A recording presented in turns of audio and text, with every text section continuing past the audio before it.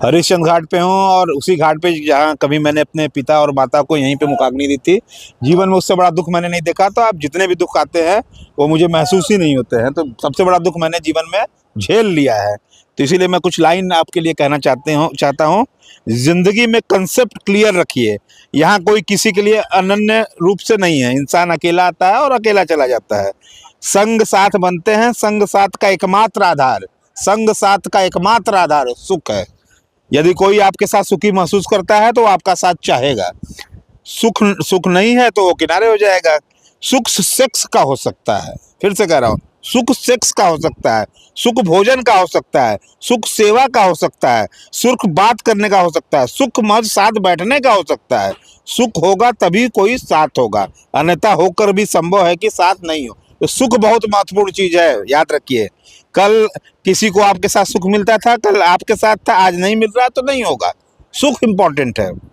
आप कह सकते हैं कि यह बात सत्य नहीं है, क्योंकि फैमिली में लोग दुख में भी साथ देते हैं, वो दुख में भी साथ होते हैं, क्योंकि वहाँ दायित्व निभाने का सुख है, दायित्व निभाने का सुख है, याद रखिएगा। इसीलिए वो लोग दुख में भी साथ होते हैं।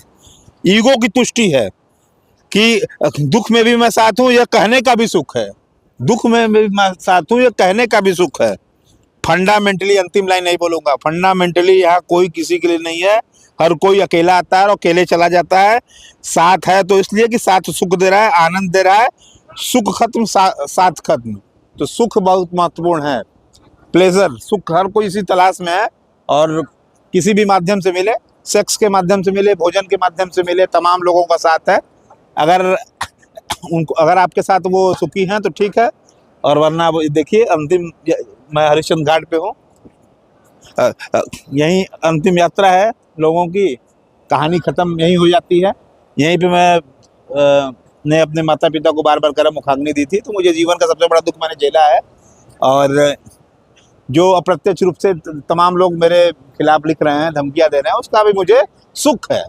तो जो लोग धमकी मुझे देते हैं उससे भी मैं सुख से महसूस करता हूँ, क्योंकि उस धमकी को मैं जब पढ़ता हूँ, मेरी इतनी आलोचनाएं होती हैं तो उसको पढ़ने का भी मैं सुख लेता हूँ।